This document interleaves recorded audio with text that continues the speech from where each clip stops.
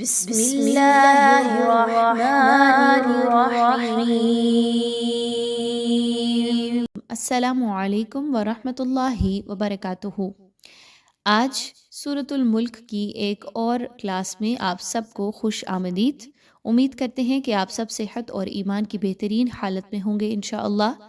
آج کی کلاس میں ہم یہ مل کر سیکھیں گے کہ سورۃ الملک کے وہ مشکل الفاظ کہ جن کو آسانی کے ساتھ پڑھنا ناممکن ہے یا آپ سے اچھے طریقے سے ادا نہیں ہو پاتے، ان کو کیسے آسانی کے ساتھ درست انداز میں پڑھا جائے، سیکھا جائے، اس کو دیکھیں گے انشاءاللہ۔ اور اس سلسلے میں آج ہم سورۃ الملک کی آیت نمبر 17 سے لے کر 19 تک، یعنی آیت نمبر 17 سے 19 تک کی تجویدی اصلاح کریں گے۔ آئیے آج کی کلاس کو شروع کرتے ہیں۔ سب سے پہلا جو ہمارا سیشن ہے اس میں یہ ہوتا ہے کہ ہم سورۃ الملک کی جتنی بھی آیات ہم نے کور کرنی ہے آج کی کلاس میں، ان کے مشکل الفاظ کو آسانی کے ساتھ پڑھنا سکھائیں۔ اس کے بعد دوسرے سلسلے میں انشاءاللہ اس پوری آیہ مبارکہ کی تلاوت ہوگی، اور پھر آخر میں تینوں آیات کی ایک ساتھ تلاوت ہوگی کہ جس کے ذریعے آپ بھی ساتھ مل کر پریکٹس کر سکتے ہیں اور آپ کو بھرپور فائدہ ہوگا انشاءاللہ۔ تو آئیے آیت نمبر 17 سے سٹارٹ کرتے ہیں۔ اس میں دیکھیے تو سب سے پہلے ام امنتم من فی السماء، یہاں پہ میں نے وقف کیا۔ آگے دیکھیے تو اب اس میں کچھ مشکل الفاظ ہیں، جیسے کہ نون ساکن اور میم ساکن کے قوانین ایک ساتھ آ رہے ہیں۔ سب سے پہلے ام امنتم، میم ساکن کے بعد حمزہ کا حرف آ رہا ہے، یہاں پر آپ نے نہیں رکنا۔ جیسے کہ آپ نے پڑھا کہ میم اور نون غنہ کے بغیر ادا نہیں ہوتے، لیکن میم ساکن ہے تو اس پہ غنہ آنی کیا جائے گا، یعنی ایسا غنہ جو نارملی جلدی کے ساتھ پڑھا جاتا ہے اس پہ رکنا نہیں ہے۔ میم ساکن کے بعد حمزہ ہے تو آپ نے یہاں پہ نہیں رکنا۔ ام امنتم، ام امنتم اس طریقے سے پڑھا جائے گا۔ تو غلط انداز جو لوگ پڑھتے ہیں وہ کیا ہے؟ ام امنتم، ام یہ غلط انداز ہے، آپ نے کوئکلی ادائیگی رکھنی ہے، ادائیگی اچھے سے اور کلیئر اور ذرا جلدی۔ ام امنتم یہ درست انداز ہے۔ آگے چلیے تو نون ساکن کے بعد تا کا حرف آ رہا ہے۔ تا حروف اخفا کے 15 حروف میں سے ایک حرف ہے۔ یاد رکھیے یہاں پر آپ نے نون ساکن پر نون کی جو آواز ہے اس کو مخفی کرنا ہے، چھپانا ہے، اور تھوڑا سا ناک میں آواز کو لے کر جانا ہے، اور نون کی آواز کو کلیئر نہیں پڑھنا۔ کیسے پڑھا جائے گا؟ ام امنتم، امنتم۔ یاد رکھیے زبان کسی جگہ کے ساتھ نہیں مل رہی، زبان منہ کے خالی حصے میں سیدھی ہے، اور نون کی ادائیگی کرنے کی کوشش کیجئے، لیکن ان یا من کی آواز جو ہے وہ نہیں آنی چاہیے۔ ام امنتم، منتم۔ آگے چلیے تو میم ساکن کے بعد میم کا حرف آ رہا ہے، اور یہاں پر میم مشدد ہے، تو کیا پتہ چلا کہ آپ نے اس میم کو پچھلی والی میم کے ساتھ مضبوطی کے ساتھ ملانا ہے، اور میم مشدد ہے تو یہاں پر غنہ بھی کیا جائے گا۔ ام امنتم من، نون ساکن کے بعد فا کا حرف آ گیا، فا حروف اخفا میں سے ایک ہے، یہاں پر بھی اخفا کیجئے، نون کی آواز کو چھپائیے، کلیئر نہیں پڑھنا۔ کیسے پڑھا جائے گا؟ ام امنتم من فی السماء،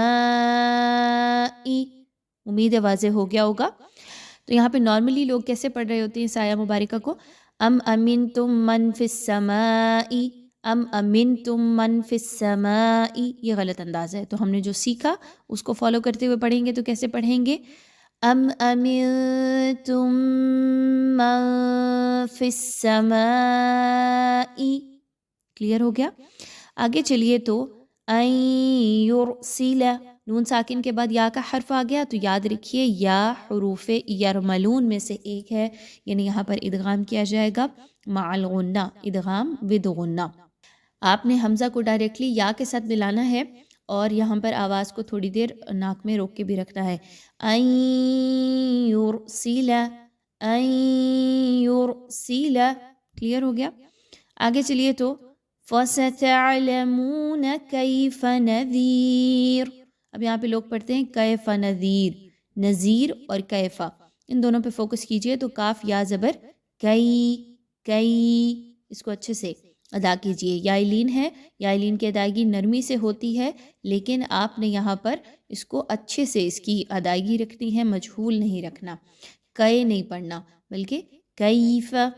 آگے چلیے تو نذیر، اس پہ دال کے مخرج پر خاص توجہ دیجیے. دال کو نرمی سے پڑھا جاتا ہے، نذیر کر کے نہیں پڑھنا آپ نے، بلکہ کیسے پڑھنا ہے؟ نرمی سے. کیف نذیر، کیف نذیر. امید ہے یہ آیت کلیئر ہو گئی ہوگی. آئیے اس آیت کی ایک بار تلاوت کرتے ہیں. ام امنتم من فی السماء ان یرسل علیکم حاصبا فستعلمون کیف نذیر. نیکسٹ آیت پہ چلیے.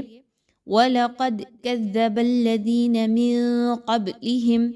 من قبلہم، اب اس میں دیکھیں تو نون ساکن کے بعد قاف کا حرف آ رہا ہے اور پھر با کے اوپر جزم کی علامت ہے. نون ساکن کے بعد قاف کا حرف آ جانا، یہاں پر اخفا کیا جائے گا. من قبلہم، قبلہم، یہ جو با تھوڑی سی ہلا کر پڑھی جا رہی ہے تو اس وجہ سے کہ با حروف قلقلہ میں سے ایک ہے اور اس کے اوپر جزم کی علامت ہے، تو اس لیے اس کو تھوڑا سا ہلا کر پڑھا جائے گا. وَلَقَدْ كَذَّبَ الَّذِينَ، قد، قد یہاں پر بھی دال کے اوپر جزم کی علامت ہے، یہاں پر بھی قلقلہ کیجئے تو یہ آیت مکمل کیسے ہوگی؟ وَلَقَدْ كَذَّبَ الَّذِينَ مِن قَبْلِهِمْ فَكَيْفَ كَانَ نَكِيرٌ. نیکسٹ آیت کو دیکھیے تو اس میں بہت سے مشکل الفاظ ہیں، جیسا کہ سب سے پہلا فَوْقَهُمْ صَافَّاتٍ وَيَقْبِضْنَ. اس میں دیکھیں تو بہت سے لوگوں کو ادائیگی آسان طریقے سے نہیں کی آتی. کیسے کیا جائے گا کہ ایک تو صاد پر مد ہے، اس مد کو آپ نے کھینچ کر پڑھنا ہے، ٹھیک ہے. اس کی مقدار کو آپ نے لمبا کر کے رکھنا ہے، کھینچ کے پڑھنا ہے.